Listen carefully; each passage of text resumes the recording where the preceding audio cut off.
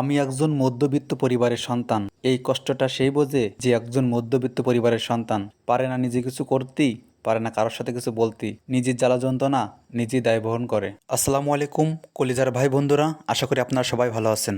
আজকেও আমরা চলে আসলাম মৌমাছির মধু সংরক্ষণের আশায়। এক গ্রামে ঘুরতে না ঘুরতেই দেখি একটি আম গাছে সুন্দর একটি চাক বেঁধেছে। চাকে অনেক মধু হয়েছে। আমরা ধোয়া দিয়ে গাছে উঠলাম। গাছে ওঠার পর দেখি চাকটা এত সুন্দর মধু হয়েছে, সেটা বাসায় প্রকাশ করার না। আসলে মধ্যবিত্ত পরিবারের সন্তান বলে কথা, জীবনে পড়ালেখা বেশি করি নাই।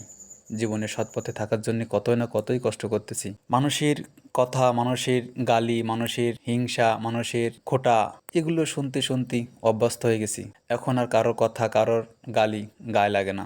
কারণ মধ্যবিত্ত পরিবারের সন্তান বলে একটা কথা আছে, নিজে মান সম্মানে কামাই খেতে হবে, বেশি কিছু বলা যাবে না, সাপোর্ট করার মতন কেউ নাই। হ্যাঁ, এখন অনলাইনে কিছু কাজকাম করার চেষ্টা করতেছি।